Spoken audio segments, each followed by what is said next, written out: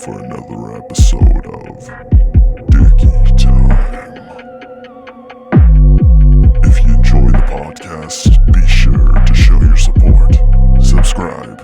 Available in audio format on Apple and Spotify, and video on YouTube. Welcome back, everybody. We're out of the scary month. Sorry, I forgot. It's me, your boy Jebby. I'm here with the tried, the true, the honorable, the faithful. Me? Yeah. The old man out the window staring in. Yeah, I tell that guy to leave every night, but he just keeps coming back. I think he's got your scent. Okay. I know we usually do like a little intro or something, but I gotta say this before I forget because I was like literally just checking. I don't know why. I don't have a good reason. It just popped in my head. I was just wanted to see what, like, is Andy Milanakis still killing it on Twitch? And then that led me down. How old is he now? He's 45 now. 45. Which blew my mind. I was like, shit, he's getting old. But then that made me think of something I've never thought of, which was, man, how old was he when the Andy Milanakis show came out? Because up until this very moment, I always just assumed he was a kid. He was 25 during that the filming of that show, which is, like, obviously it makes sense, but dude, that's blowing my childhood reality. He was 25 He was 25 in 2005 when the Andy Milanakis show was filmed. Okay, that's very interesting to me because I remember when that show started, everyone was like, yo, no, he's actually Right, this he's like kid's 40-something. You know? Oh yeah, that too, yeah. But I remember the appeal being of like, yo, this kid is fucking funny. Like this, I would never do this as a child. This is hilarious stuff. And finding out he was 25 doing that, I'm like, this might be a little cringe now in hindsight. He had a tweet recently. I follow him on Twitter, and it was just like, I was low-key just like, man, yeah, I forget Andy Milanakis is just also a normal person. Normal as can be, I should say, living that career. I don't know if you can even be normal if you IRL stream every day. Like, that's a weird life. It's a hard life. A lot of people don't understand. It's a hard knock. Yo, Avi, before we get into these fucking tunes today, yes. I think we should catch everyone up. What's new in the life? What's been going on in Ob World? Just eating crack. Eating crack? I don't smoke it, dude. I'm on some next gen shit. I be eating it. Eating rocks. Has anyone tried? Man, it's all about drive. It's all about power. We fucking take what's ours, bitch. Absolutely.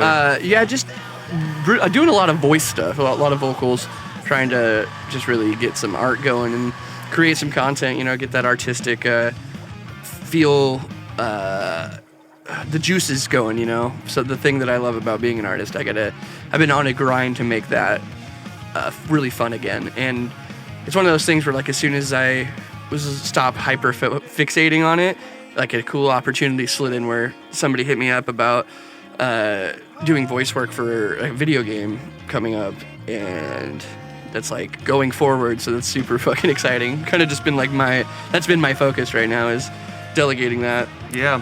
Hey, I think anything that's new and strange inherently is exciting, right? I think Strange things do excite me.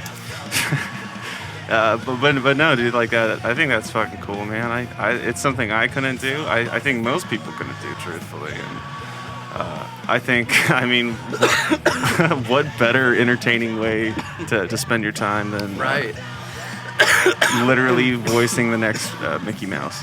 It was such a cool, and like, I don't feel like validating is become a bad word, but it was validating in the sense of, well, speaking to this person and bouncing my ideas off of, character concepts and whatnot. He was very, like, excited about that and very into, like, people we've worked with just didn't get it. We'd give them like, you got to sound like this thing, or like, what would you do for this type of thing? And they just would be like, that doesn't make sense to me.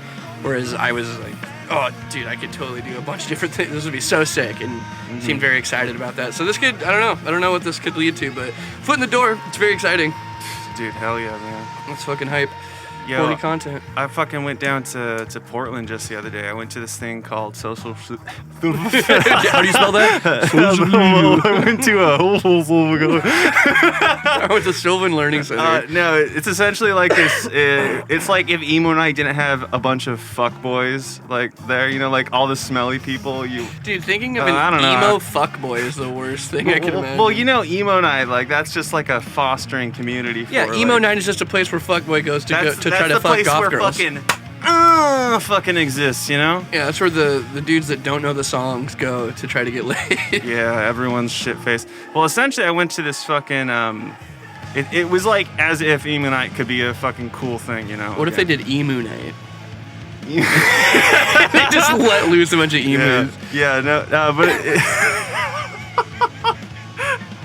It was called Social Suicide, though, y'all. Check it out. It's in Portland. They do it, like, once a month.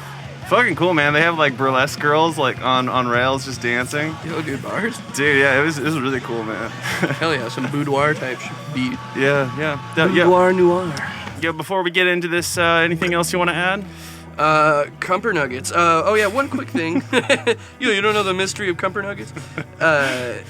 Cool update that's just kind of random, but it's fucking exciting because there's been, like, Smash has been getting a lot, Smash Ultimate and Smash Melee and shit, has been getting a little bit more, like, since the game ended, it's been getting a lot of, like, hype from outside sources, and for the first time in over 10 years, Nintendo just out of nowhere announced, like, a collaboration that, for, like, a North American circuit for, like, competitive play. So they're, like, actually sponsoring tournaments throughout the, like, you know, the U.S., which is literally something that Nintendo's always been horrible to their clientele and, like, the fan base of Smash specifically. Like, they've never liked that it's a competitive thing. Yeah. And they've always shunned it. It's never had any backing. And now they're going to financially back an entire circuit in the U.S. because of how much traction Smash has been getting lately. And it excites me. That sounds like some horny content. But also, dude, to attest to how much of fucking kingpins Nintendo are, when they did their last Nintendo Direct, they announced the announcement for the final Smash Bros. Character, you know? And the announcement date was for a new fighting game, the Nickelodeon All-Stars. It was the day that game was coming out. So it was like, all right, you guys definitely intentionally waited to release your characters on that game's release to, like, stomp out some of the hype, you know, because that's totally a Nintendo move. Mm-hmm. But, dude, to even back that point up more, like, maybe it was a coincidence, sure, things happen. Yeah, probably not. When they announced the huge, like, we're doing the world, we're doing Smash in the world, we're on your side after 10 years, the same day that Warner Brothers announced their brand new fighting game called Multiverses, and it's got, like, Batman and Shaggy from Scooby-Doo and Tom and Jerry, and they announced it on the same fucking day. Yeah. Like, you know, Nintendo is just like, try us, pussies. Dude, I want to see them square up in, like, a fucking yard, like, all the employees. What if we get us a fighting game where all the devs are fighting each other? Dude, shit is not interesting until you have competition and you're fighting your competition. Yeah, there's the yard. There's no better representation than what you just said than that there is a Rite Aid and a Walgreens 5 feet apart from each other in the town square. Everything. Yeah, it's natural competition of, like, well, I don't like Walgreens. I don't like Rite Aid. I get the same drugs at this place. I don't have to turn right to go to this store. All right, Avi, let's fucking get into it. Yes. Let's see. You want to start music or movies? Let's do movies, because last podcast we just did music. We had a lot to say last podcast, to be fair, but let's give movies some service, especially because the first, or maybe the second trailer that we have up, you actually ended up seeing it recently when we went and saw the movie in theaters, when we went and saw Antlers. And the black phone trailer. I've been meaning to show you that one, but we got to watch it in theaters. So we could open with that one since we both have seen this recently. Not the movie, but the trailer, obviously. Let's fucking watch. Let me turn these bubbles off. Yeah, can they even see that? Do you have a bubble cam? Check it out. Yeah, we're fucking. Oh yeah, that's right. The back one. I always forget about this fucking angle. See you looking at me. All right, everyone. This is the Black Phone. It's the trailer. Movie. Watch it. Maybe. I'll let you know. I can't tell if it would be funny or annoying if there was a channel that did like literal trailers. And it was just a guy and he goes, the phone is black. And it just ends. Trailer 2021. It's a black phone. It's the most racist movie to come out of 2021. Oh, goof. Oh, no, it's... You see that? Would you hand me my Oh, now I remember this movie. Dude, Yeah. They watched Joker and were like, so Hey, crazy. yeah, pro tip to any kid out there. If anyone's saying words like peachy and like Yeah. goober and stuff to you, goofed, Anyone wearing a fedora. Don't trust 'em. That's a red flag for me. What if I could help the police find Benny? Man, yeah. dude, that girl, in the real life, that girl dies. I don't know what happens in the movie, but that's like the plot of Megan is missing in that moment. Not since I was a kid. That's like a better fucking what's his name from Nightmare Before Christmas, right? The Jack Skellington movie? No, it's one of the fucking three. Oh yeah, the witch, the long one, the long witch face. Yeah, what's his fucking name? I don't know. They got dumb little like I'm. But that's like a Google- spot on I'm mask, stabby. right? His doesn't have the horns. I don't think like that curve in like that. It's not as evil. Like the masks in the Nightmare. Okay, a phone that just Christmas. doesn't stop in between. Well, it's also not plugged into anything. It's a ghost phone. Oh. It's a cool premise. I know we've been talking over it, but the basic idea that they're revealing here is that the dead souls of all the kids this guy's killed and kidnapped are helping him escape Yeah. from all their trials and errors. Every voice is a victim, but not every victim is a cool guy. Sylvester Stallone. For me, though, honestly, man, any movie that kind of had like the setup being like crazy person has prisoners and he keeps them. They have to escape. That for whatever reason, the psychology behind all that shit is really fucking fascinating to me. Please hurry. You remember what I told you? Because one, it's like survival. Two, it's like, yeah, this is horror because like this motherfucker's gonna kill me in a creepy way. I'd rather just be killed at this point than be killed in a creepy way. Right. Yeah, I hope that because this does look promising, but I do hope that the weight of like the suspense stays there, and there's not this protagonist syndrome. I think a lot of these horror movies, honestly, have been drastically overlooked, unfortunately. I think this is gonna be a really interesting one. I'm very excited to see that. Dude. That's probably like one of my most anticipated right now. Yeah, as far no. as like up and coming. I'm looking forward to that, absolutely. We should definitely see that in theaters. Oh yeah. Yeah, Ethan Hawke's a great actor. I feel like he's been in a lot of really good things. Ethan Hawke. By day, Ethan, by night, Hawke. Justice League assemble. But yeah, Hawk dude. Ethan. Yeah, we should talk about fucking The Empty Man because I wanted to talk. I wanted to say real quick, like that fucking movie. I remember maybe even on one of the previous podcasts thinking that it was gonna be like the biggest Candyman ripoff. It's From the got the word. trailer. The name is ruined because of other bad movies, bro. Not that the OG Candyman was bad by any means, but like the Bye Bye Man specifically has ruined the opportunity for movies to have the something man. It's just not cool inherently. But bro, Who's the empty man?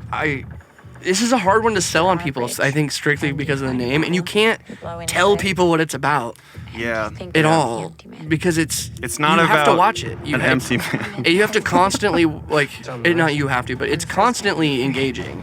Like it doesn't slow down. Everything that's happening is pushing the story forward in a really engaging way.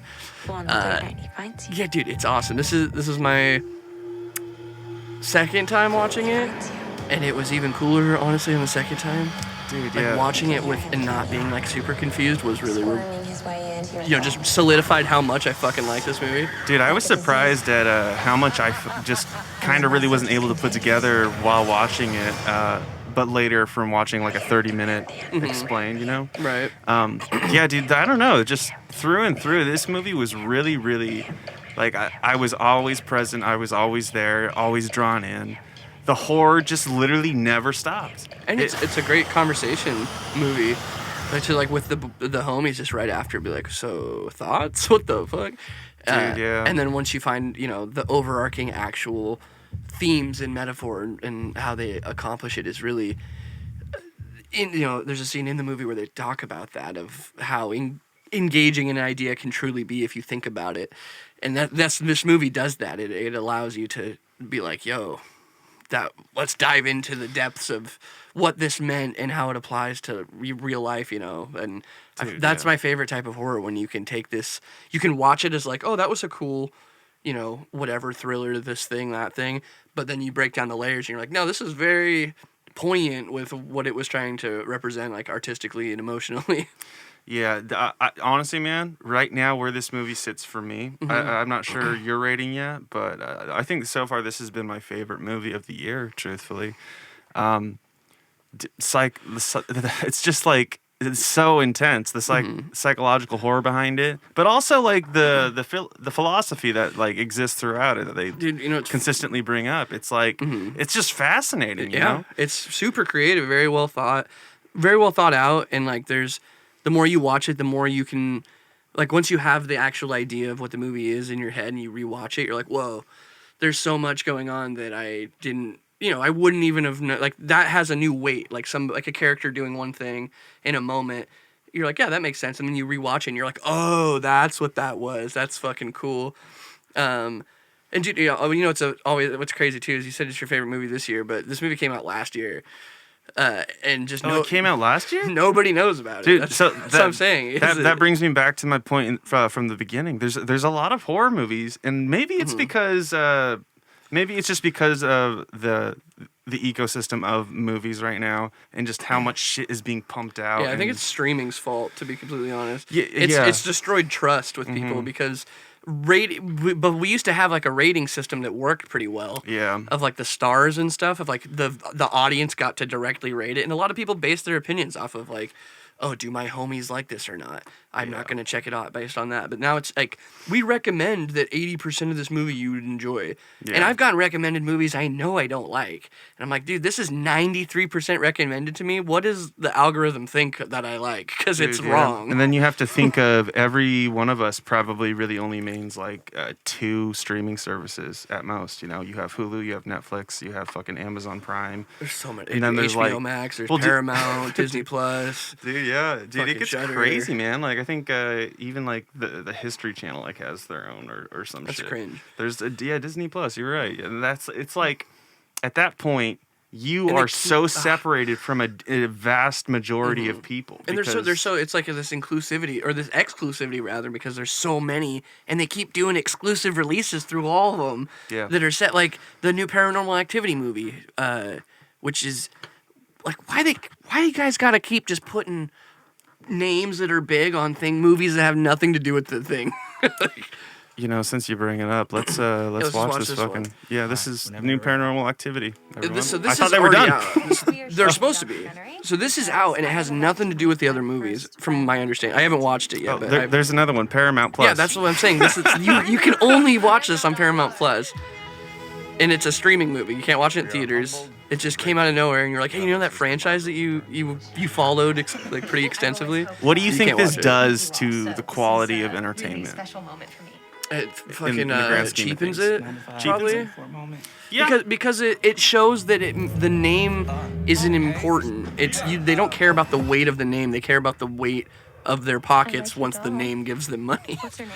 Because it's easier. Yeah. It's easy to be like, hey, here's this.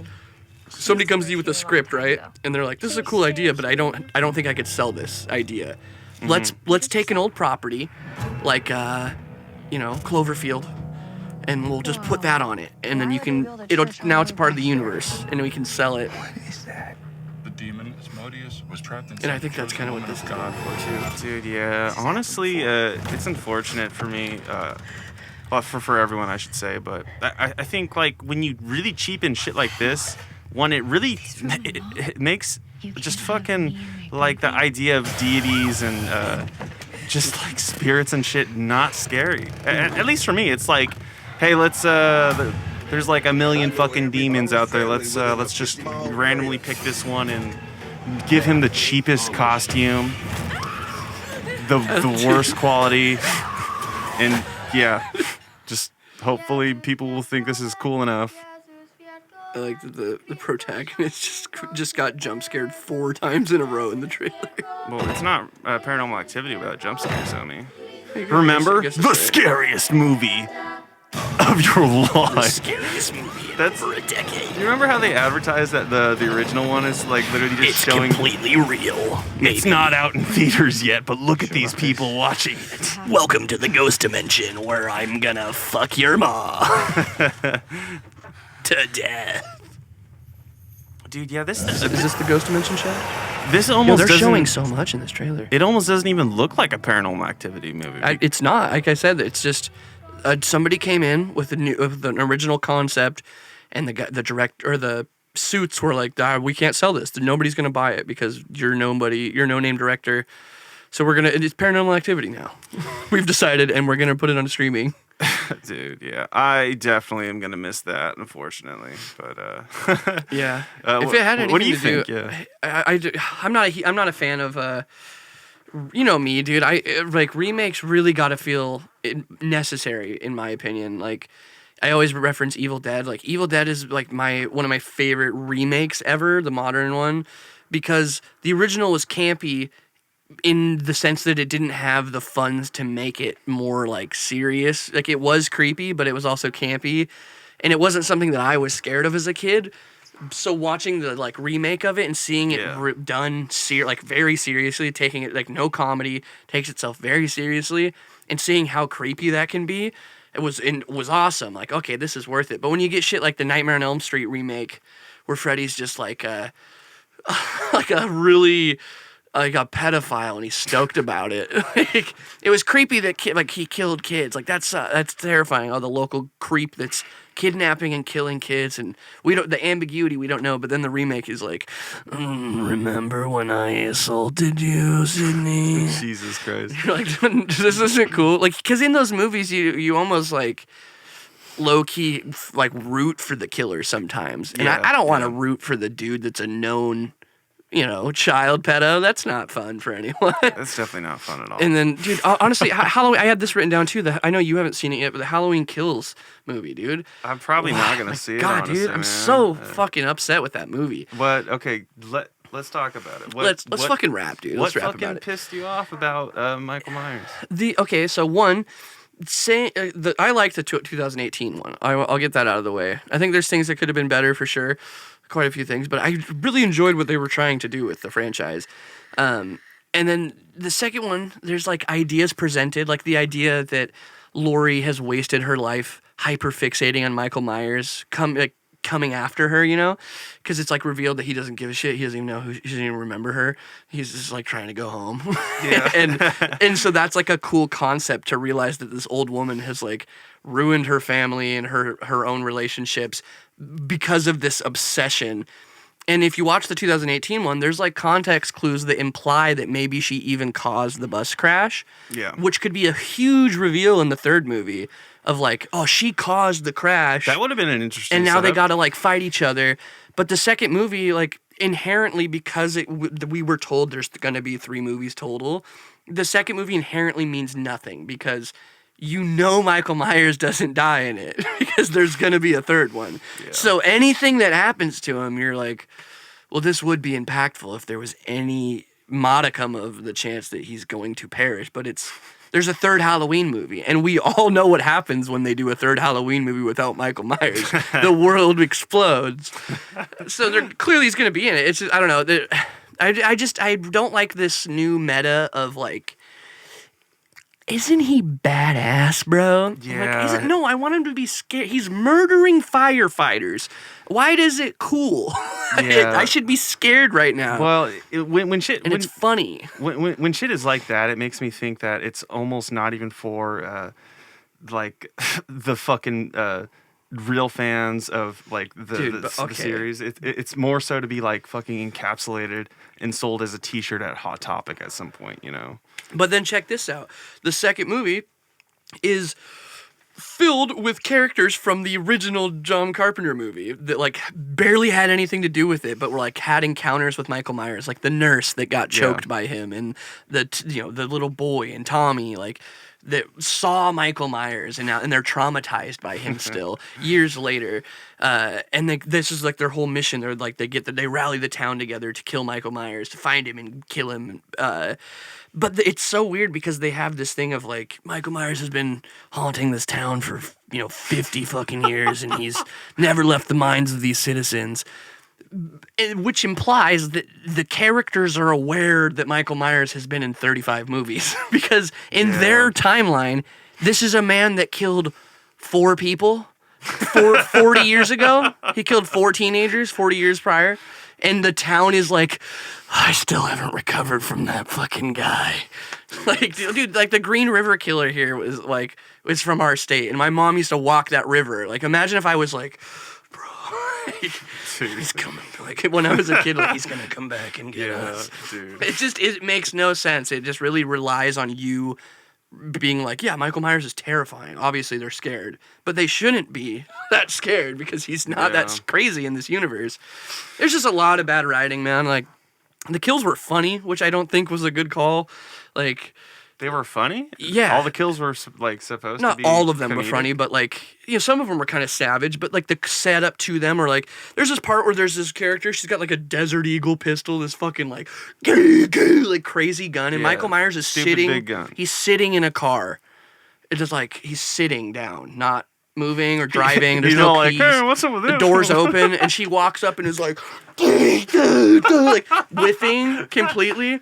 And then she gets up like right next to him, and he's like, is looking at her, and he kicks the door, and it hits her hand, and she turns the gun around and shoots her own head and kills herself.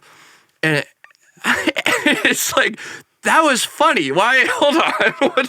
What just happened? Because her boyfriend, seconds before that, gets like, Michael like slowly approaches him in the backseat of the car and stabs him through the eyeball, and he like twitch dies. And it's like, man, that was really gruesome to watch that really cheerful guy get brutally murdered. And then his lady shows up and gets like comedy killed. You're like, wait, hold on. What is the tone that's going on here? Yeah, also, I don't think we said spoilers. We should put a big spoiler warning right before that part, because I've spoiled a lot. Yeah, it's all good. And I didn't. That's not even half of what's wrong with it, by the way.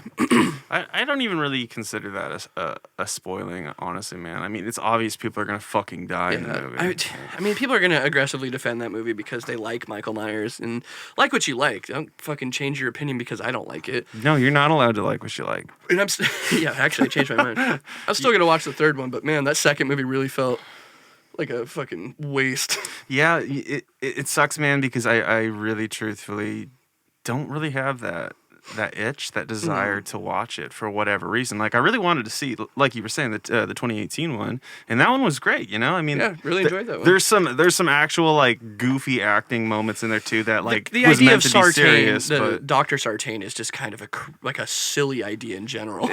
Definitely. But, yeah, I don't know. The way the most recent one was set up is just... You know something I keep forgetting, too? Do you know Danny McBride is involved in these movies? With, like, the writing and shit? Danny McBride is? Yeah. I just keep forgetting. I remembered that I was told that for the 2018 one, and then I kind of just forgot. And then found that out again recently. I was like, oh, yeah. What the fuck? He's out there, you know? You never know when he's Danny trying to be John McBride's Favreau, gonna but he's just not. project himself. Yo, let's keep this shit rolling. We're gonna listen to some music, y'all. This is a Sleepsculptor. A deity conceived in the Petri dish. These fucking names, man. Okay, the mix is a little dirty. It's dirty in a good way. Yeah, I've been listening to some bands with some bad mixes lately, but the music's been tight. Also, dude, right out the gate, this band reminds me so much of Dark Complex. Dark Complex. Wow, that's a band a lot of people haven't listened to in a minute. Right, dude. Their OG fucking Widow EP. Fuck yeah, bro. Where would metal, screamo, hardcore be without the terrorcore? I don't think we could have it. That's fair. I'm sure some kid would have made it eventually. It never existed. The most casual stab ever. He's like chill about it. Like, yeah, that's cool.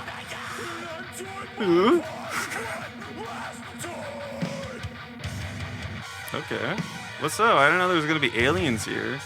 Sorry, I didn't warn you about the specters from space.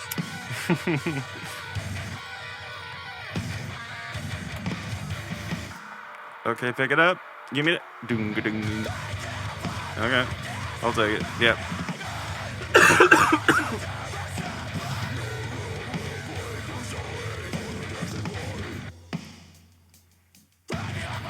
Okay, man, yeah.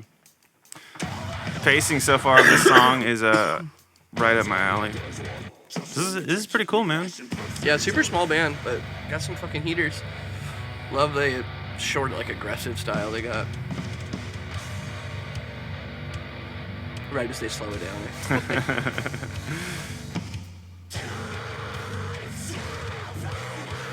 Bring it back, everyone. We need some more fucking just layered vocals like that.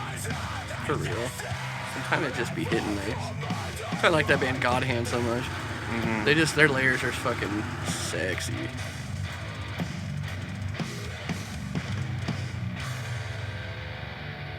Dude, hell yeah. This shit would be fun to watch live, man. Oh yeah, dude, I'd mosh to this. Throw a couple spin kicks at a crowd. Dude, high five. Yeah, cool shit. Somebody showed me that on stream the other week. Really cool. Damn, yeah, from 2019, less than 10K views. Go give it some love, y'all. Very cool. Go give it some love. Another brand new thing I just found.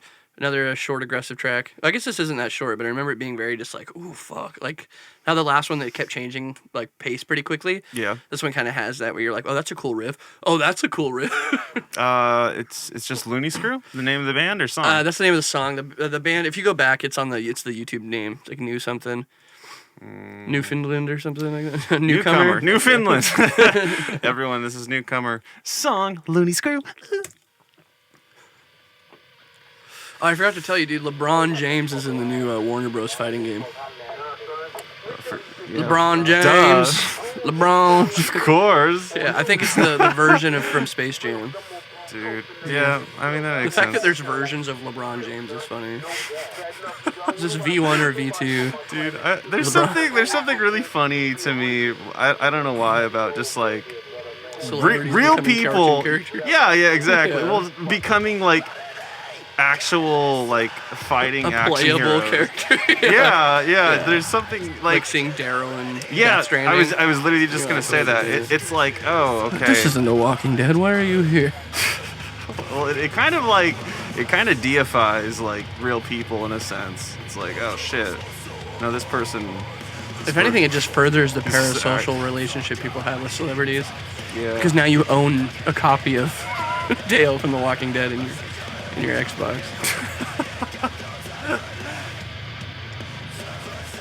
Dude, this artwork's pretty cool.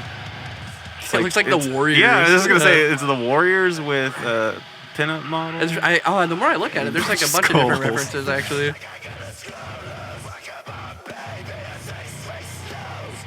Ooh. You know, they're just fucking. They're just having fun. They're just slamming it out. Just a little banging Riff City baby. Just banging some meat. This honestly feels like something you would like improv with the homies and just be like, "Yo, that was sick. We should do that one day," and then you never do it. They actually did it. Dude, I'm here for the vocals too. Yeah, it's a cool sound. It's very fitting for what they're laying down. I love that he does fucking way too many harps. That's my favorite. Yeah. He did 4 of them. The controversy surrounding the nature of the ARF is it's a bit of a touchy subject for me. Dude, here's the thing. No one's ever gonna solely be creative, or not creative, but like original. You know, it's hard. It's so hard to be like, you founded a new thing, James. You did it. Like everything at this point is a variation of other things. It's about combining things and warping it and making it your own thing, right? It becomes cringe when you hear the I from Knocked Loose and you're like, I'm gonna do that exact same tone and that exact same arf in my song. Yeah. Like, making your own thing's fucking tight, because that's how we get things like Taylor Barber from Left to Sever doing his fucking thing, his fucking beefy. It's like a big boy eating a big steak is what it sounds like. Dude, yeah. Like his version of the ARF. Oh yeah, we haven't even talked about that. We recently we reconvened with the fucking Left to Suffer homies. They were gonna come on the podcast, but they couldn't because of a fucking. They had on the account of having to suffer. Yeah, they were too busy fucking perishing. Your Honor, my client is innocent because he was suffering. But yeah, the boys rolled through, played a too small venue. It was the first show I had been to post quarantine, so that was really exciting. And it was tight. I can't believe, dude, Jebby fucking threw down. He like windmill kicked some fools. Dude, that floor was so wet. My klutz ass. I wanted to throw down, but dude, I know. The second I'm getting in there, I'm gonna throw a kick. My knee's slipping out of place or something. Dude, like, I felt so bad. I accidentally my fist made perfect. My fist overhead. Dude, it accidentally made perfect contact with this like chick that was just standing on the side. This is like perfect. Boom. You horny bonked her. You sent her back to prison. Well, apparently because she fucking somehow found me on Instagram and followed me like right after that. So. you slapped her with your Instagram tag. You stuck her. Dude. Oh man, yo! Speaking of, we were just talking to Knock Loose. Fucking God. Behind the sines. I think I've seen this. I gotta tell this quick soliloquy really quick of when we had this practice space up in Seattle, and there's this truck that was always there, and it I don't want to say the exact tag because he's obviously from the area and I don't want to dox the guy. But well, he is our biggest fan. He's our hugest fan. But he had this big lifted truck, like the big look at me truck, and he had a big ass Instagram tag, like a handle on his truck. And so we were like, well, all right, let's check it out. Like this dude, maybe he's a musician, maybe he's tight. It was a private account and it was being followed by 2 people. And so we followed him. And like you had to be requested to do it, and that was like 5 months ago, and he's never accepted it. What's the business model? You have an Instagram tag on your truck to promote yourself, and then you have 2 followers, and when you get one more person to join your crew finally, you don't accept the request. Take the sticker off. What a weird thing to do. I thought I think he's got something going. Honestly, I think he's got like a plug set up. You think he drops? No, I think he's about to make it, homie. Yeah, man. Once I get that fifth follower, dog. I think once I get that 5th follower, dog, I'm gonna fucking email Budweiser. Yo, there's a conversation I want to have about this right now. About what? Why the fuck is this guy not in focus and looking at me? Why the fuck is everyone like under the delusion, the grandiose delusion that they're gonna be the next most famous thing? Like, because that's what every fucking successful person ever tells you. You just gotta work hard, Justin. You can do anything you want in this life. Just work at it. Just work hard for it. I'm an advocate for working hard, absolutely. But I didn't say that. I just said that's the grind. That's what Elon Musk will tell you. You could do this. You just have to give up your whole life, kids. That's all you got to do. Dude, I don't know. This is the fucking. It's the California mindset of just grind and do it. Like everybody wants their 15 seconds because everyone that has the idea of success tells you to pursue that. Dude. Yeah, it's unfortunate, man. You want this gold chain, right? Dude, I don't know. It just kind of bums me out, truthfully. Like, I see a lot of people essentially sacrificing their integrity, like who they really are. And like, I can see they're putting on a mask, masking all the fucking pain and shit that goes with it. But it's just like, man, like, I really don't want to see you have to do that. I just want you to be real. I want you to be genuine with me because, like, I think at the end of the day, you can still, like, to at least to yourself, feel like you are, something special. You do have something to offer to your community or the culture or whatever you want to call it. It's just like, dude, I don't know. I think a lot of people are in a really dangerous spot now because of it. I think there's just the grand delusion is so fucking loud right now because of the internet, even maybe. I mean, you've got fucking suicide at an all-time high, Drugs are just being pumped into people. Well, First of all, under God's eyes, suicide is badass. So let's get that straight right away. Well, dude, that's even a conversation. Like, I don't want to. God's got posters that says, kill yourself. That shit's tight. I don't want to go too deep down the fucking suicide hole, but like, I mean, like. Yo, suicide hole? That sounds nuts. Well, dude, there's a lot of philosophers out there that, like, you know, the suicide is it's not a big deal to them, you know? Mm-hmm. And if you really thought about it, if you really went there technically isn't, but it's like... I mean, nothing has meaning if you let it. Exactly, yeah. We're going to keep this shit fucking rolling. It's the knocked loose laugh tracks behind the scene. We'll just play this. So no matter how hard we try to not talk about it, we keep talking about the empty man on accident. Empty. He's a man, but he don't got anything. He's like... It's the merging of thoughts. What if the empty man was just like a guy, like repetition, just a normal guy, just fucking nothing, just no possessions. He's just like, hey, I'm trying to get more possessions, trying to get full. What is this right now we're watching? This is knocked loose. We should play music because listening to dudes talk while we're talking is hard. That's fair. yeah, that's fair. Yeah, fuck that shit. No, I will say this though. I have seen this. It's actually a pretty cool, interesting video. Speaking of this in particular, I just rewatched the Lamb of God Sacrament studio video. That shit. Okay, one thing I really want to just like add something about that real quick. It makes me feel like so like secure with where I am as a person right now, and like the weird things that, you know, everyone in our fucking crew does. You know, we're doing weird shit. A lot of people are doing weird shit, but watching that, I instantly could relate to the fact that, one, this is just a bunch of fucking weird ass dudes who found success by kind of just really embracing the fact that they're weird, kind of ostracized, just people in their community, and they get together and they kind of just do fucking things that don't inherently make sense. You know, it's just like, what do you like to do? I like to fucking drag race and fucking play the fastest, most stupid fucking guitar riffs. Dude, I'm trying to meet that guy, the drag racing guitar soloist. Well, that's one of their guitarists. Man. What band are you talking about again? Lamb of God, real quick. That's so crazy. But getting to the point of all this, it's like you have all these weird, just individuals that probably on their own wouldn't really amount to anything. But the community surrounding them, the fact that they can come together and be like, listen, we kind of don't stand a chance, like, outside of this fucking group.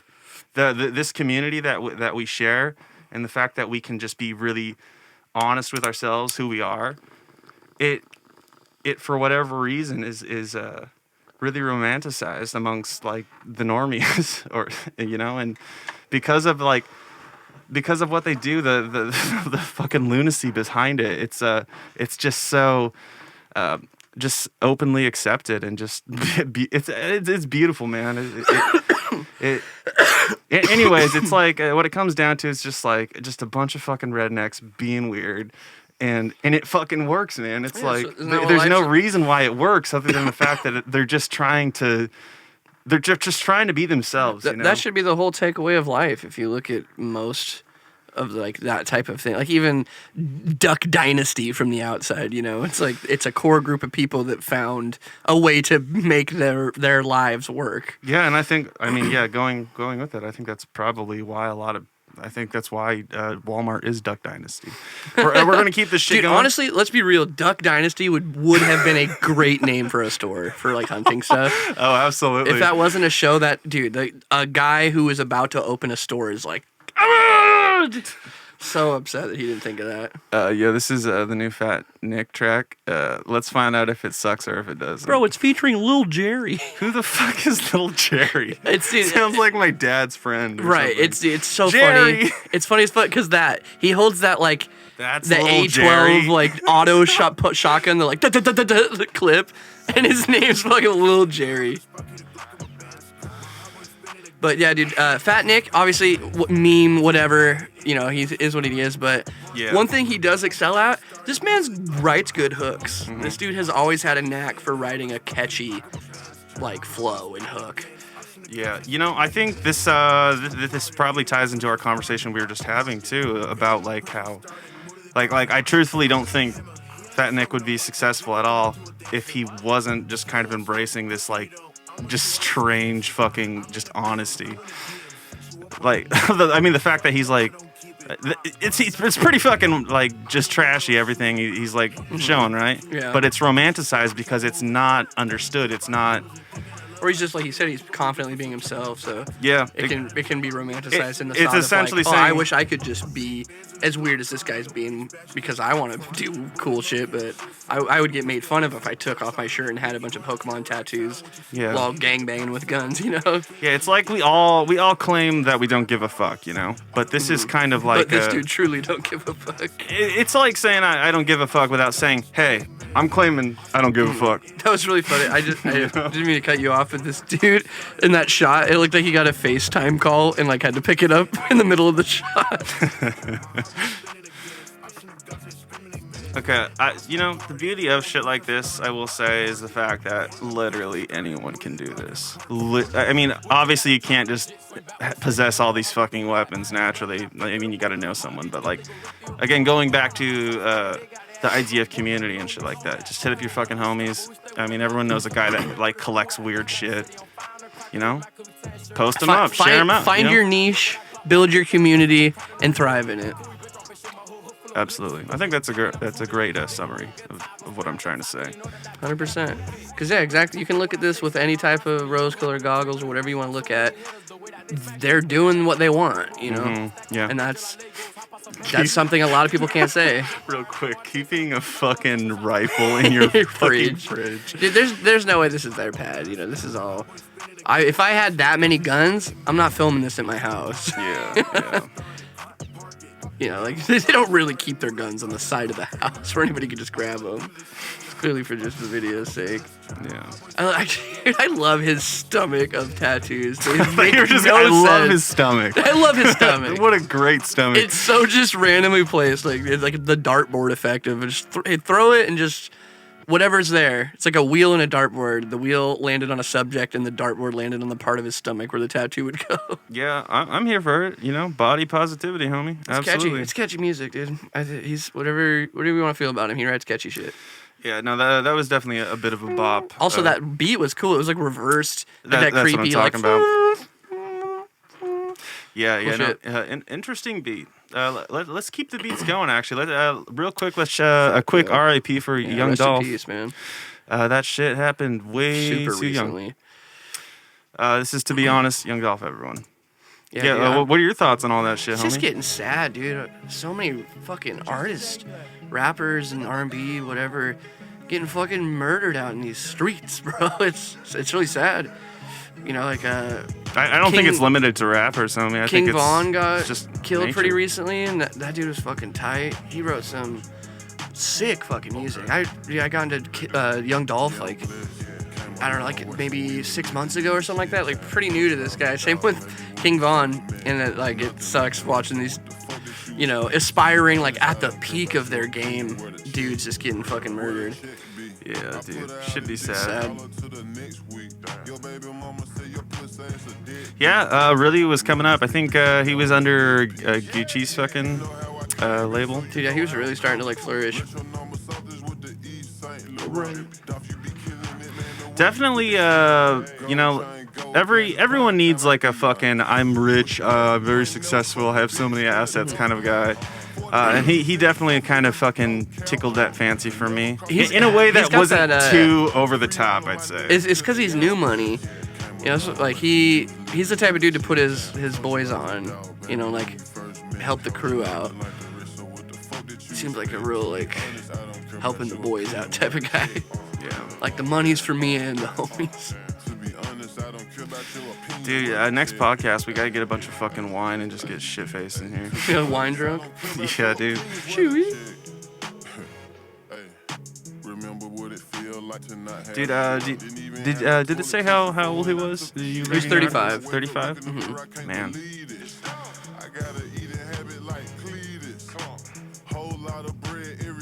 Cletus. What a name.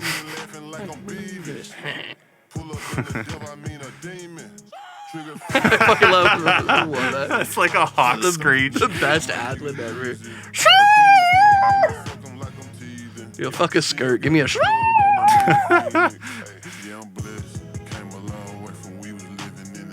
I wonder if that's what inspired the B footage of the hawk overhead. What? The video editor heard that part and was like, oh, it'd be funny if I just put B footage of a hawk throughout the video. Yeah, dude. Dude, I'm here for it. Do the weird shit, man. You have to. Mm-hmm. I don't care about like looking fresh or cool as fuck. Just be something. Something else. Dude, yeah. R.I.P. Young Dolph. Rest easy. Rest easy. We got fucking LandMvrks, Lost in a Wave. This is one of those bands that, okay, just want to get it out of the gate. Sick. Fucking real cool metalcore band. Vocalist is super impressive. Really into this band right now. Okay.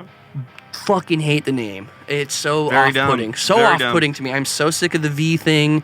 It's not even consistent. Only one of the A's has the V, which is like, it looks nicer, but I just don't get it. Yeah. And I'm not even that I need to get it. It's just so many bands have done that. I just don't want to see it anymore. Mm-hmm. It just is not. It's never been fun to me. I've never thought it was a cool idea. But hold on, this part is so fucking cool. This song in particular was one of my favorite songs by them. But unfortunately for me, these guys, they're 50% of it is really sick. 50% of it is just like, man, what the fuck am I listening to right now? Like honestly, but fortunately, this is one of their better songs. I'd say the drop in this song, homie. Yeah, they bring back that intro breakdown. It's nasty. It's my first time watching the music video, but their vocals has a cool range. But yeah, also the name LandMvrks by itself, I'm not super into. So like outside of the V thing, just the name is so. Yeah. Every time I hear it, I don't know why, but I always think of Novelists when I think of LandMvrks. Mm-hmm. And I'm like, yeah, I like Novelists. That band's tight. And then I'm like, that's not the same. They're not the same band at all. They're not even similar in sound. Yeah, we got the first TV of the night. Yeah, metalcore bands, take note. If your director shows up or sends you a script or like a preemptive, and it has like a TV, like an old school TV in the writer, just tell them to think of something else. I would say. Did they smash it in this? I'm gonna freak out if they smash it. That's cool. That water shot. Give me more of that. Yeah, no, that shit's cool. Less TV. I would say as a catalyst to the fucking TV thing, if your director's wearing a scarf, just fucking run. Just get out of there. If it's not fall and he's got a scarf on.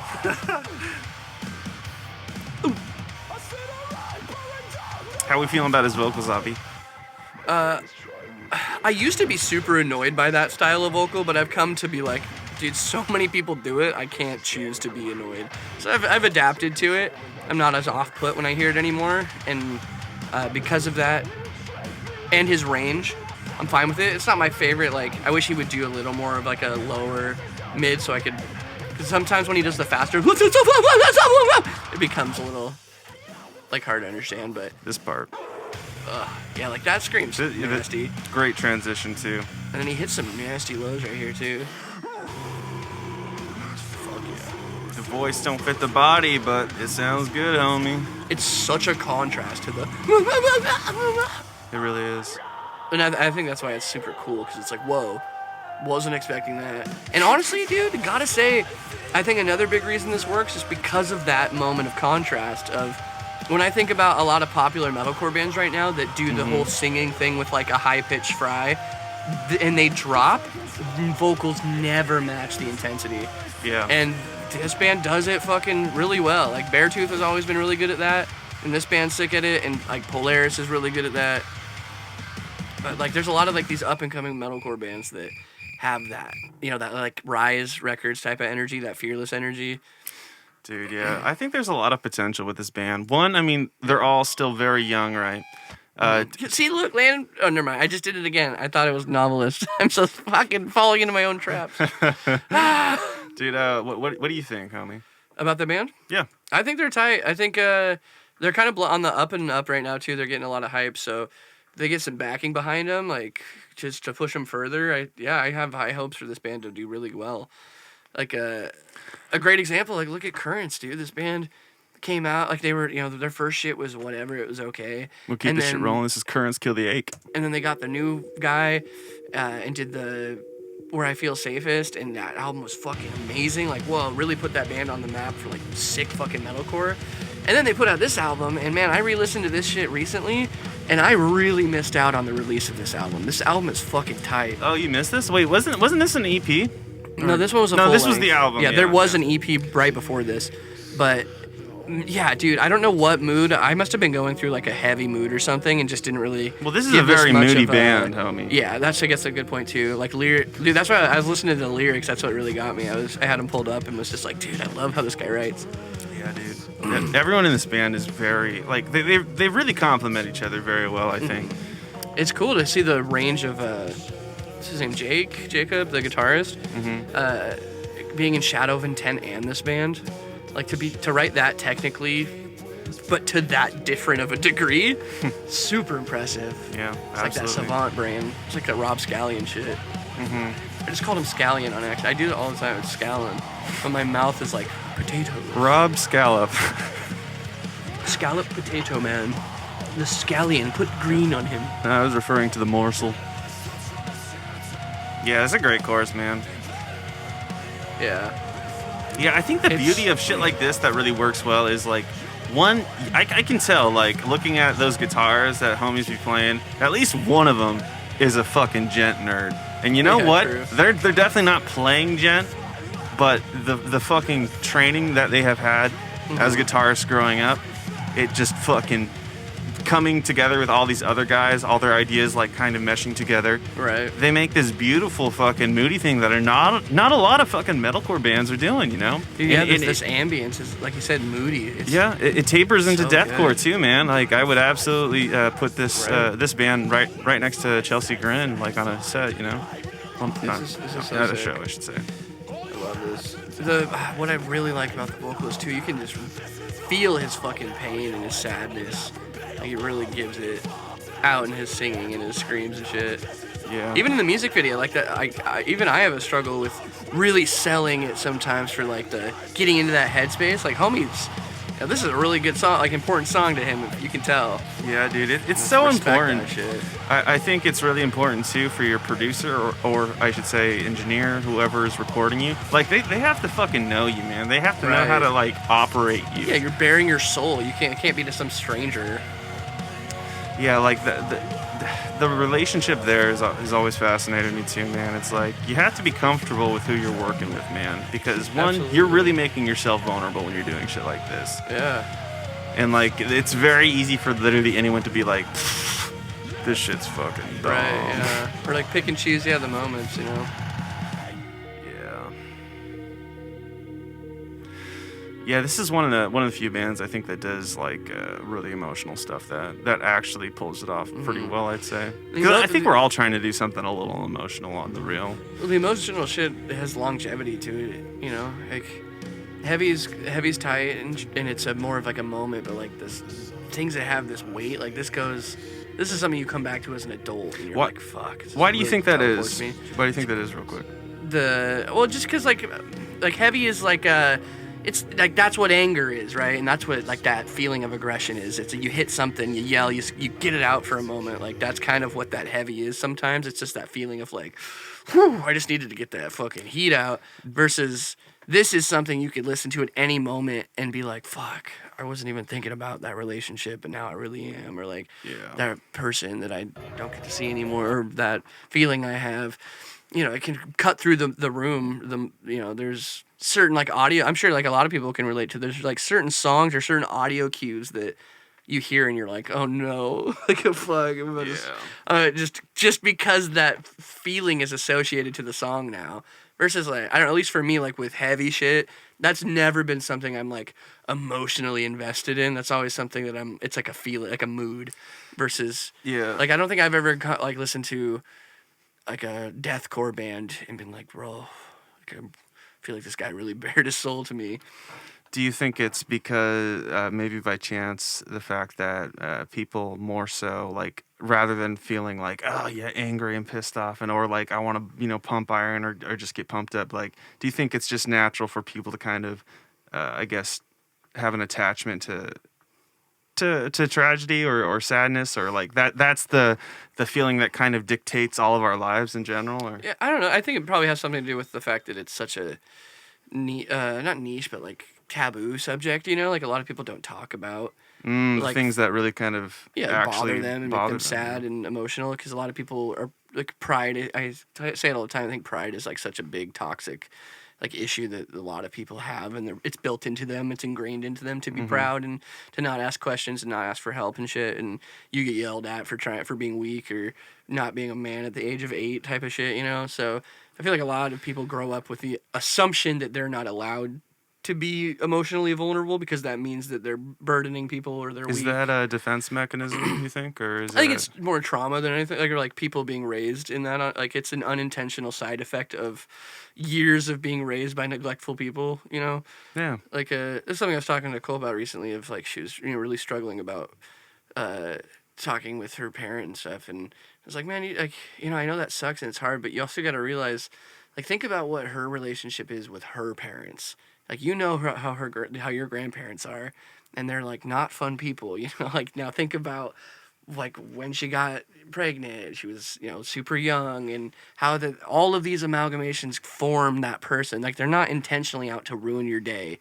A lot of the times, a lot of people are malicious without understanding that they're malicious, because there's sad kids on the inside that never got to grow up. They never got that hug from their parents. They never got that like I'm proud of you moment. So they just grow up with this like resenting like need to put things on other people, and like not because it's too sad to think about it themselves, and that goes on to your kids, and then they grow up not having their emotions on out there to the world either, and they internalize them. And so I think that's why music and art is so important to people, and that's why people are so diehard to the things they like, and they get tattoos and shit of it, because the words and the feeling are speaking to them where their parents and loved ones have failed them.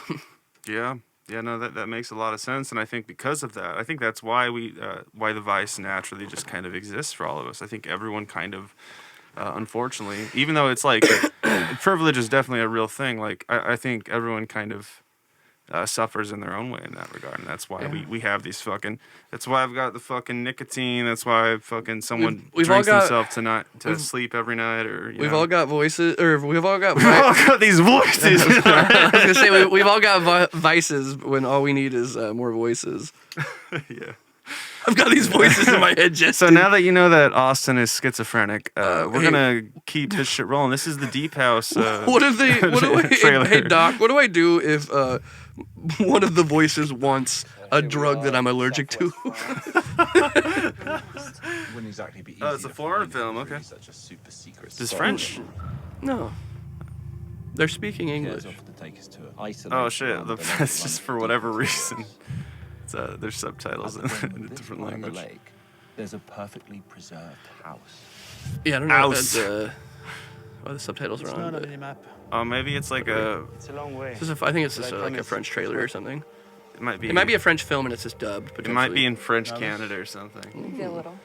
Do they have 2 trailers? We'll edit the footage. Once we reach our first 1 million views, we're going straight to the littlest chapel in Vegas. Spoken like a true YouTuber. Dude, I'm so happy I never fucking grew up in Vegas. Like, I've seen some kids that grew up in Vegas, man, and it's just like... Bro, Vegas has a hard time growing up in Vegas. Dude, yeah. How much work it probably takes to keep the desert at bay. Dude, yeah. Think about that all the time, bro.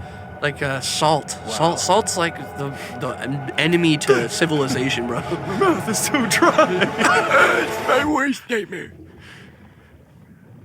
Okay, where's the spooky man? No, it's gonna be a creature from the block. It's Pennywise doing that dance. Dude. Why are you here? I would leave the movie theater. That wasn't the trailer. That was the trailer, man. Go to the other one. This is the wrong trailer. I'm sorry. I'm sorry I've wasted your time. Go to the other trailer. That did nothing for me. But did you see? Did you see how scared they were? No, they had masks on. Well, that might be scary. Go back. Oh, you can't. Just type in the Deep House again. I'm sorry. The Deep House. It's such a dumb name, by the way. Only because I really love the lighthouse and I really enjoyed the night house, so I can't possibly be caught talking. No, the second one. I think we just watched Nope. the second one, didn't we? I promise. Okay, hang on. I watched this one earlier because we're on my account. Pussy. Yeah, here we go. This is the one. Notice how there's not gigantic French text in the middle. This is definitely the right one. It's very difficult to access. At the bottom of this part of the lake, It's so weird when there's like two different companies or two different cuts of the same trailer. Yeah, I guess you do need multiple trailers though. Well, that's one thing. But when it's like this is so close to what we just watched, but it doesn't have a key part. Yeah. Like this, none of this was in there. The actual creepy shots of that'd be terrifying to go under a boat and that's been there for whoever knows how long and nothing's eroded. Yeah. Like nothing's got covered in barnacles and rust and shit. Just very chill, opens hey. eyes. I was sleeping, bitch. Okay. And so it's like water zombies is like the premise. I think the scary thing about the water in general is the fact that once you're fucking in it, it's like you can't really go fast at all. Yeah, There's you're kind of just committed to you're the just water. the solid 2 miles an hour, at most. Yeah. What's the scariest water? What? Okay, not the scariest. What's the one water-based animal you would not want to be murdered by? Obviously you don't want to be murdered by any of them, but what's the one you dread the most if you had to choose? I think most people, if we're talking horror monsters, is definitely No, just normal in real. Okay, real so life. I'm in the water, something's gonna pull me down. Any and fuck type of me water, up. any type of water. Yeah, it's Dude. up to your creativity. It could be a box jellyfish. Oh no, I've been stung. Now I'm gonna paralyze and drown. That's kind of scary. Dude, honestly, I feel like a sea lion would be terrifying. Just munching you to death. Well, dude, that's the thing. Dude, that'd take a while, bro. That would suck. Dude, those motherfuckers, Ooh. if they wanted to, they could do some serious damage. Just getting arf I was just the other day. I was down at the beach, just fucking taking a walk, right? And these sea fucking, lion posted it. Well, dude, they're all just literally in the fucking waves, watching you. They're aware of Right. what you are. They're waiting for you to fall in. Well, they're not gonna fuck me up, but I don't know that. they're keeping their distance because they're just as scared of us as we are of them. I think they're outside right now. Just fuck, the old man's here again. Yeah, but yeah. What about you? What's your fear? Something pulls you down underwater. I've got two big ones. Okay. One is a too big squid, Two big squid. because they can extend their limbs pretty far, and I have this visual in my head of I'm what's it called when you're breaking the surf? You're wading, I'm wading the water, in the middle of the ocean, my ship's You're wrecked. just floating, I'm just or- I'm wading. I'm no, I'm wading, I'm floating, not on my back, but paddling, kind of like this, the water's up to my chest, and I'm just you can look Okay. down, there's the ocean, and I'm looking to the left, looking to the right, and all of a sudden I feel something kind of pull my leg, and I'm what the fuck was that? And I look, and there's just this tentacle wrapped around my leg, and it's just a squid that's really far away, already descending, and it's doing that thing where its body's low, and then it yanks you, and then it goes lower, and then it yanks you, and slowly pulls you down to the darkness. I'd probably faint. Yeah. I think that would probably be one of the most horrifying things I can imagine. But more practically, I think I'm most scared of crocodiles. Oh yeah, dude, that would fucking suck, man. Yeah. I don't think there's I'd be any. so bummed to be killed by a crocodile. Yeah. The whole time. Dude, yeah, they just spit. You couldn't even do that because it death rolls you. Yeah, it just couldn't barely even nips scream. the side of your You'd go, foot "Oh!" or something. You're like, oh, Yeah, he's there got goes me. my limb.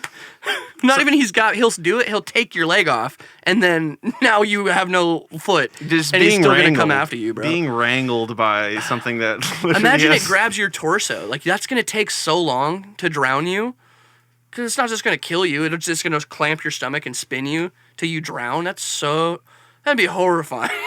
Yeah. You're just trying to punch it as you're getting flailed around. And then you're gonna get stuffed in some old log underneath the river. Yeah, somebody's gonna find this crocodile that's fucking suffocated on your corpse, and he's gonna put it in his house. Yeah, let's keep this shit rolling. This is Of the Abyss. It's a playthrough. Lorna Yeah. Shore, everybody. Wanted to talk about these. I thought this was worth note because I wasn't like Will's crazy good vocals, obviously, but I wasn't super like on the like, whoa, dude, the new Lorna Shore. Like, have you guys fucking seen this? Yeah. Homie's playthroughs. These are one takes he's been doing, and whoever mixes these, I think it's linked in the description, but the guy mixing his vocals should mix the next Lorna Shore vocals because he sounds so fucking good in these. Like, his control and his pitch and his tone and his depth is just like on point, honestly. Like, I think this shit really is a good I'm glad he did this. I think it's putting a lot of questions to rest. I think I saw a snippet of this on TikTok, yeah. Yeah, no, I love it when fucking any vocalist of any type of genre like steps up and does the one take, man. It's just interesting. It's like It's classy. okay, thank God that like some shit is like real, you know, in today's age. Oh, I just realized too. That's actually sick. The cut, you know, that is cut into the side of his hair goes into where it matches his eyebrow cut. I've been seeing a few people do that. That's yeah. pretty cool. Very It's fresh. like some samurai shit. Very fresh. Do you think big ears make the comeback ever? It's kind of like I could see that having a cultural reset for sure. Yeah. I think it needs time because people are in the phase right now of like everything's clowned on. Yeah. You know, like everything is clown. everything is clown. Everything is clown. You go to fucking school, everyone's like dripped up in some big ass clown shoes and a fucking Oh man, nose. that's a Goosebumps episode, bro. You go to school and you show up late and the cafeteria is all clown food and it turned all the kids into clowns and all the staff. There's just like clown cafeteria ladies. The school is the school for clowns. Everything you touch squirts water in your face. Yeah, you grab a trophy to The protagonist in this story is like just a fucking normie. Just not a clown. Poser. Getting bullied by clowns for not being a clown. That'd be really funny. Yeah, they're out of clown juice, so they can't turn you. So they're just clown like, juice. you fucking idiot, nerd, non-clown. Oh god. Every time you turn a corner, they go, like, stop doing that, guys. It's not fucking funny. Look at those cheeks flap. What is his neck tattoo? It's a flower, right? Yeah. It's several strips of bacon. Dude, I was gonna say it's like when it's slightly covered up like that. It's It almost looks like the open mouth of a kind of- Demogorgon. it's kind of left to interpretation a little bit, isn't it? Yeah, it's a little meat curtain-y for sure. But what does it mean? When you tattoo me, bro. Yo, respect Bro, this on the solo curls. fucking sucks, man. Respect on the curls, though. That's fair. Do you know I'm who's, just joking, too. you know who's crushing guitar solos recently? What? Angelmaker. Angelmaker. Yeah. They've been writing some cool solos lately. How many angels do you think they've made recently? Lately? Yeah. Six or seven, probably. Seriously, Sam? Probably 6 or 7. You know, Dad. I could probably say with the... Wait, hold on. Wait for it. Right fucking here. This one. Oh, dude, it's so beefy. I gotta give it to him. Homie hasn't nervously touched his hair once in this entire video. Holy shit, you're right. Wow. That's impressive, honestly. You never see that. He's kind of like just closed his eyes the whole time and just like, Yeah, because it's probably hard to do. It's like a 6-minute long song. bro, I don't know. I'm pretty fucking good at vocals. You want to hear my? Hey, you, Austin, you mind if I fucking demo? Yeah, sure, I gotta fucking. What do you think of that, homie? I can't believe I ever did. I did that to Adam Warren. I think about that all the time. And I was like, let me show you my screams, guy. And he was like, okay. You know, I think it's time that we start having some fucking competition amongst vocalists. I think it'd be really sick to do like some type of fucking Dude, like, that Scream Fighter get two thing, man. vocalists in a studio, you know, man. Mm-hmm. Just fucking shoot it out, homie. I mean, obviously it's like boxing, and you know, it's like it's all love, homie. But like, Dude, yeah. That healthy competition, that shit's fun, man. Like, people want to see people, you know, metaphorically fight. Dude, how sick would it be to do like horse, like the basketball horse game, but with vocals? You're like a vocalist on, and you're like, you do like a guttural, and you're like, okay, yeah, you got to do that same guttural. Dude, that'd be fun, man. Yeah, that'd be sick. Dude, yeah, no. His you know, his composure throughout the whole thing, very well performed. Homie just faints. He opens his eyes, and his eyes are dilated, and he passes out. Yeah, what are your thoughts on this playthrough, homie? I think it's legendary. I think it's pretty cool. I think he's like got the best fry control in deathcore since Dickie Allen's like been doing shit. Dude, yeah. Like, he might not have like nasty tones for like, you know, like what CJ could hit or what Tom could hit, but he has control over his range and his style, and I think whatever they do next is really gonna be cool. Like, this EP's whatever. Like, I really like the Into the I Return to Nothingness. That song's fucking sick. But the other two songs, I'm just like, yeah, I've heard other Lorna Shore songs that get me way more hyped. Yeah. So I think now that he's kind of proven himself, then whatever he does next, he'll get to put his like creative energies into. Yeah. And I think it's going to be very sick. New record. I'm excited. New record was a bit of a miss for me, unfortunately. Yeah, it was whatever. But, you know, I did the vocal mix too. I think was a big reason. Honestly, it just was super lackluster. Yeah. Go for it. No, that's about it though. Honestly, man, yeah. I'm hopeful for the new fucking record. Honestly, I think they're obviously very talented musicians. Yeah, they put out like great shit. They have a good track record. Yeah. Baba Booey. But can they deliver? And I think they will. Canyon. Going back to the fucking Angelmaker, let's see how many fucking angels they really have. Let's see how many vocalists they have now. What I would give a very not death metal, deathcore fucking name, but well, this song's we need sad. a break every now and then. The song's really sad. Actually, I left a comment on this video about that because I love when like heavy bands are able to get emotional. I remember the first time I heard Impending Doom, he wrote a love song to his wife, but it was heavy as fuck. And that's what this is. Like, this is like this emotional breakdown of like losing a loved one. I'm old. Oh. Dude, I love Matt. He tries so hard to be metal, but he's always got this permanent smile.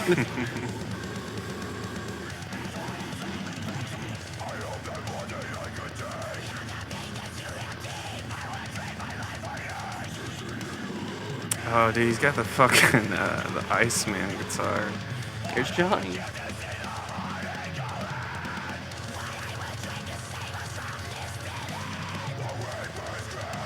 Yo, drummers, y'all need to bring Triggers back. That shit was sick live.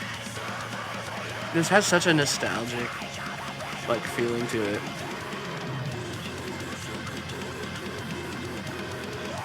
Yeah, I think this whole band, honestly, in general, they kind of merit a nostalgia.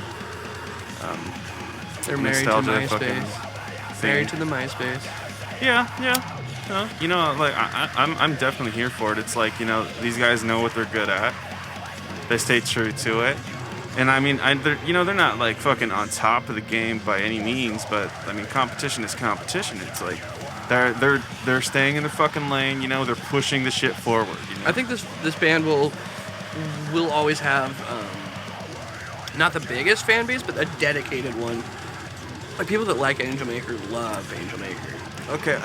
Well, let me ask you, how would Angelmaker kind of break through a little more? You think? Like, what's something that they could do?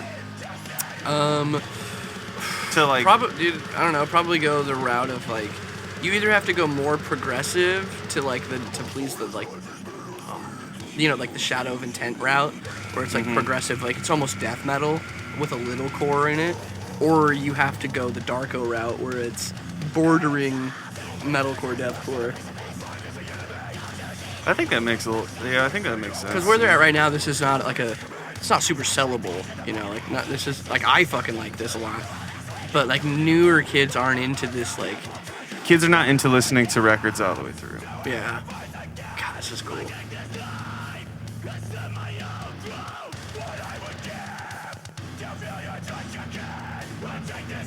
Dude, this is cool because one, it's a fucking slow breakdown, but it's pumpy, you know. Yeah, that part's so cool.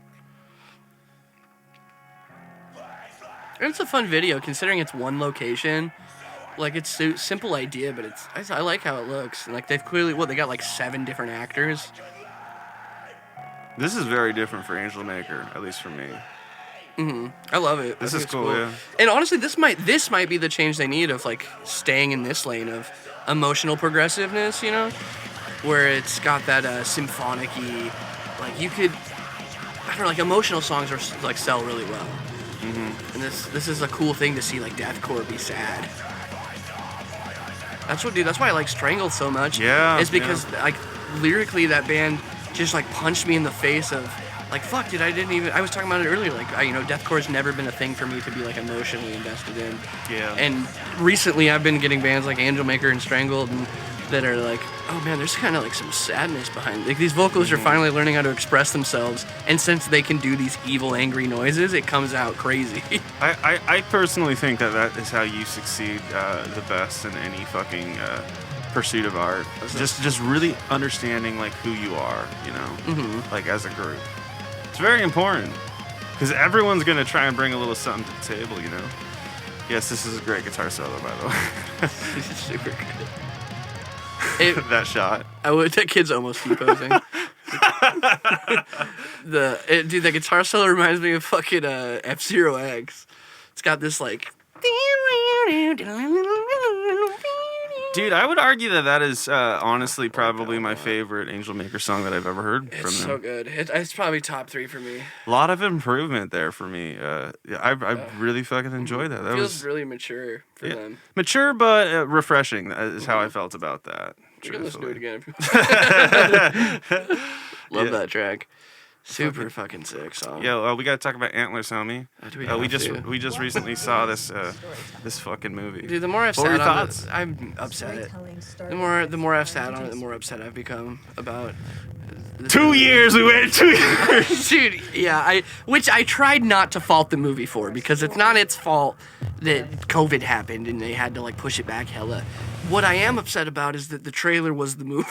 It was exactly what I thought was gonna happen, and so, I mean, can we spoil talk this one? We're gonna spoil this one, everyone. All right, spoilers talks for Antlers. The Guillermo del Toro. This pissed me the fuck off. Let's get right into this. This movie had Guillermo's name plastered all over it. Motherfucker produced it. Yeah, he it wasn't directed. He didn't even direct this one or write it. He probably This is looked the at second us. time this happened to me. The Candyman remake. Remember, Jordan Peele's name was all over that. He produced that movie, which can, by the way, if you don't know, if you guys are new to that or vague word, produced, that can literally mean, hey man, like, you're like a super sick homie, and I like that you were in the room the whole time. You want, like, I'll throw you on a producer if you want. Like, cool, Yeah. that's tight. Or it can be as deep as somebody just gave you a bunch of money. They are now a producer. It's all it could be whatever, you know. Yeah, it's it's just more a an vague title. It's more an endorsement. Yeah, it's just a honestly. way to put a name to it without it being weird. Yeah. Like, you can't just put Elijah Wood and then the movie, because you'd be like, oh, he's in it? Produced by... How'd you feel about actors? For this one? Actors, actresses, yeah. Hit and miss. I think I wasn't super impressed by the mom. I like that. The cop guy, the cop brother, I think he's a fine actor. He's good at playing, like, just a sad sack, you know? I feel like he nails that role of just being this really... Just, man, like, you feel bad for the guy. Like, every role he's in, he just has this... The way he carries himself, like, he's trying his best to be happy, but he just can't. He's a great actor, man. He's in a lot of shit. I'm surprised at how much shit he's actually in. He's just grinding, homie. True. The kid acting was fine. You know, there was a couple parts that could have been better, but whatever. He's a fucking kid. It was okay. I think the main thing that really bummed me about this movie is that we have never had a cool Wendigo movie, and like that's what this was gonna be, and it wasn't cool. Like, Yeah.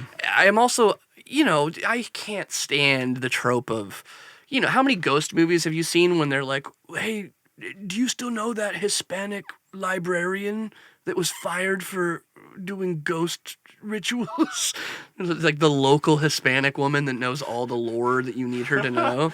You know, like that's such a trope in horror of just like, oh, this spooky old thing. I hope the local foreign woman can help us figure it out, and she can. She can.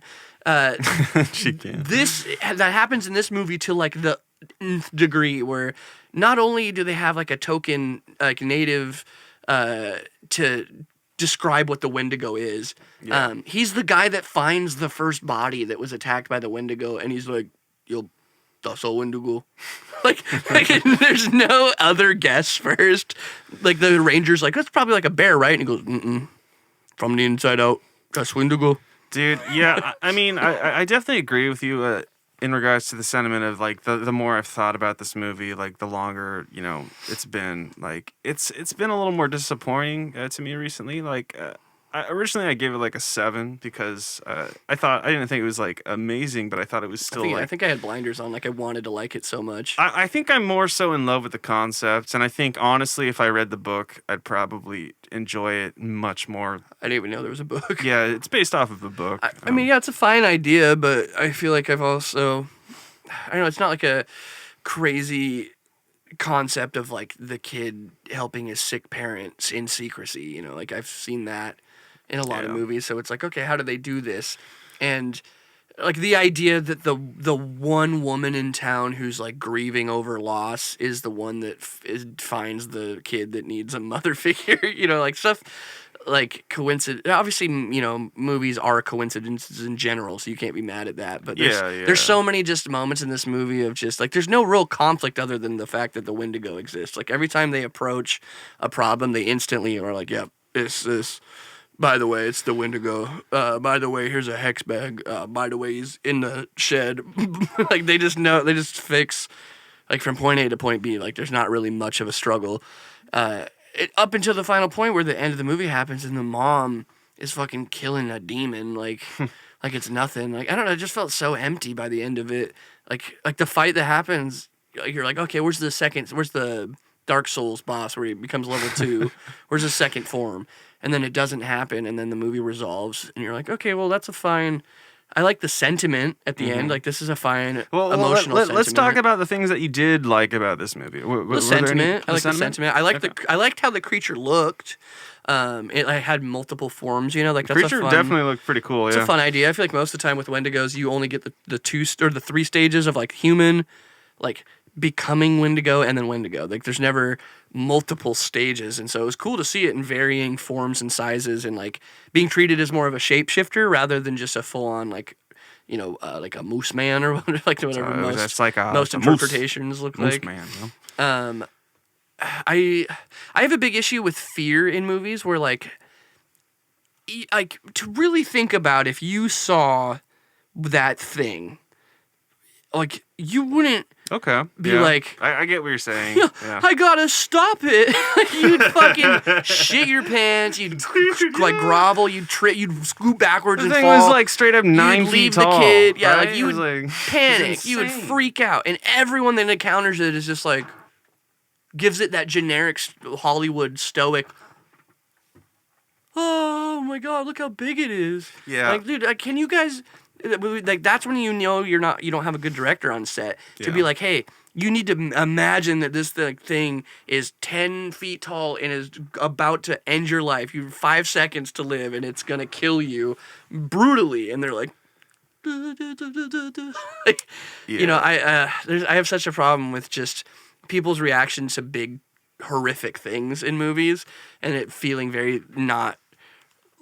There. And also I will say to the Wendigo is a native folklore. Like it's rooted in native origin. So I do understand that that the native guy is going to be the dude that dumps exposition, but it feels so funny to me that he is not only on the police force, but also is the guy that finds the bodies to be like, that's the Wendigo. Yeah. Like that is very funny. There's just a lot of, it feels very draft one, I think is the biggest issue for me, is that it doesn't feel like there's a lot of revisions to give like these there's even the characters, like they have these backstories that are like half-assed fleshed out, you know, like where like you put together her damaged past and their abusive father, and you know it's basically the same exact plot of Insidious 4, the Lost Key movie, where the sister is being abused and so she runs away and leaves the brother to be abused, and then they're reconnecting as adults. Like that's the basic premise, but it doesn't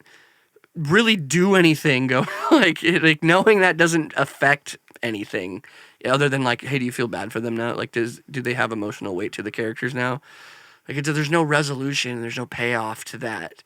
Like there's nothing to come of the dad, or like other than the literal of the Wendigo represents her toxic dad, you know, because it is the dad of the kid. So she's metaphorically killing the father figure she wants to kill in her mind. But like that's so on the nose that it doesn't really feel like anything. Yeah, it almost doesn't feel like an analogy at that point. Right.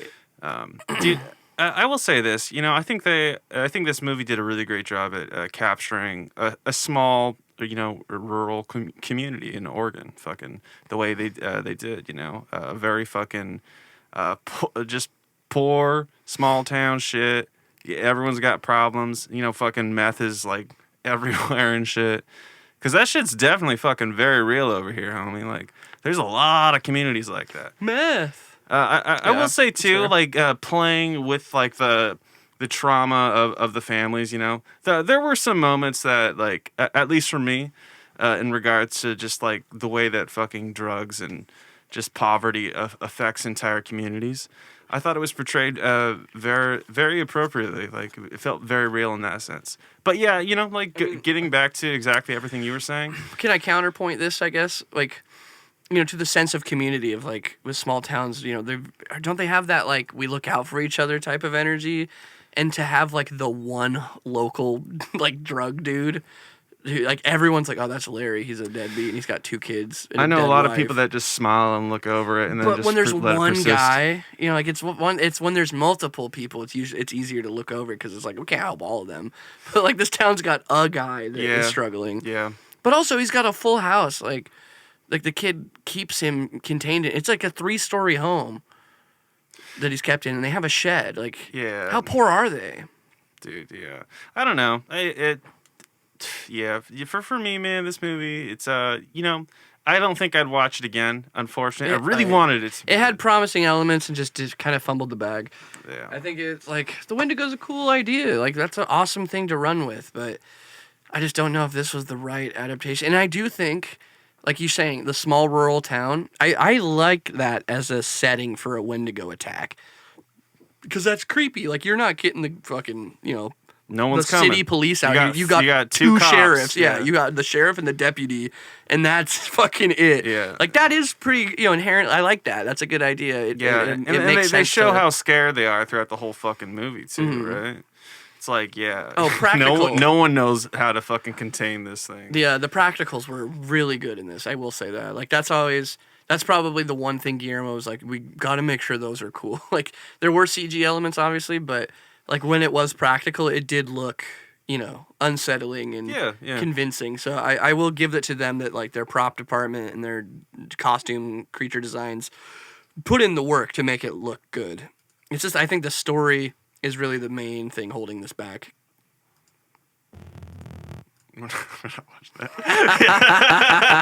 Yeah, fucking real quickly, a Halloween Kills fucking trailer just popped up. God. Yeah. No, let me get a fucking rating from you real quick before we end this fucking night, Abby. Fuck, man. How you feeling about this movie? Like I don't want to be like mean, but I'm like, I want you to be honest. I'm disappointed. I don't give a shit. Be real. What's going on? Dude, probably like a fucking 3. A 3? Wow. Like a 3, 3.5 maybe. Man. I just really, like, I think what really puts it down more is that they really had my earnest interest in this concept. And it's a simple concept. It's easy to put a lot into it because it's such a simple idea that already exists. The creature's already taken care of. The lore's already taken care of. You don't have to do any of that. You just have to build a compelling story to fit that cool thing into. Yeah. Like Pet Sematary does it way better. lot of people don't even know the Wendigo's involved in that movie.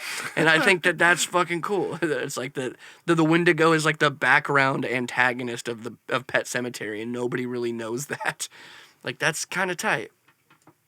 Absolutely. Yeah. What about you? What about your post, thinking about it, thoughts? Would you rate it?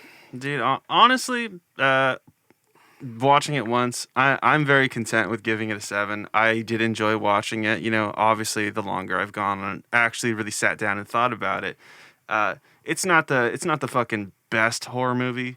But truthfully, if I didn't, like, if I wasn't me, if you know, we were very critical with these fucking movies. If I'm just there to watch a fucking movie, not even for the purpose of watching a movie, just kind of like hang out with the boys or some shit, you know, I probably wouldn't have such a critical review of it. But it's almost our fucking job to just be critical about this shit. So it's like, It's gotta be honest, you know. Yeah. Because you can be critical and it still be tight. I'll float between a 6 and a 7 still, because I want to give it the benefit of the doubt. I was really looking forward to the movie. I'll accept the fact that I'm definitely a bit bummed out by it. It bums me out in the sense that, like, I don't even want to rewatch it, you know, because, like, most of the time I give movies the benefit of the doubt. I'm like, okay, I missed something. You know, second time it's always better or something, or, you know, even gauging like your homie's fucking reactions, because everyone's different. Right. As you know, everyone's fucking very different with horror. Somebody could have saw something or seen it in a way you didn't see it. Yeah. Well, that, or just like there's this concept of like essentially like when you're like you learn as you're teaching people about things, and most of the time when you're watching a movie, at least us, I think, there's a lot of questions about shit after the fact. Right. And kind of going over the story a little more allows yourself to kind of like really digest everything and kind of like figure out how you actually feel about it. Yeah. So yeah, solid 6 through 7, something like that. I don't know. Excited for the Black Phone. I think that's gonna be a cool movie. Hopefully, man. For where I'm sitting with that one, it's a 50-50. We should watch Saint Maud too, by the way. I got recommended that one. That one came out. Oh, I did see that one. Oh, you've seen that one? Yeah. I heard good things about that. How was it? It's good. It's good. It's not amazing. Oh, okay. So was it good? Like, it's just like a. Like, what genre would you classify it as? Like, it is as a type of horror? Or is that spoiling? No, it's not spoiling. It's as if you're watching, like, a Carrie remake, essentially. It's very hyper-religious. Like the oppressive matriarchal role to, like, mother to daughter. Just confused, just really, unfortunately sad, confused people that get taken advantage of via religion, you know? I mean, that shit's really interesting to me. That's why I was really kind of drawn to it naturally. But yeah, just kind of, you know, it's like, it didn't really push at least that subcategory of fucking horror any further. I mean, didn't test the boundaries too much. I mean, watch it. Like, there's something to take away from it. I do want to watch it. But yeah, I mean, it was good. Would you recommend it to people? Or is that like one you pick and choose because it's like kind of... It's not my first choice. Like I'd probably place it. I mean, like it kind of like a movie like Antlers. Honestly, it's like I watched it once. You know, that's good enough for me. Gotcha. All right. Good to know. All right, everybody, we're gonna fucking get out of here. I gotta have a ciggy. I haven't had a single ciggy all day. I've been hitting this vape. Congrats, been a good boy. Been a good boy all night. Vape Nash, dog. Last words, Aston. My last words. One final breath for the people I care for, but not myself, for that breath was wasted. And with that, everybody, we're going to end the night with Crazy Bitch by Buck Cherry. Peace out, everybody. Hey, y'all crazy bitch, watch your fox all dumb on top of me when they scream. I'm telling you all night, scratches all down my back to keep it right on. Hey, she's a crazy bitch, yeah, she fucks so good, I'm on top of her. Bye. If you enjoyed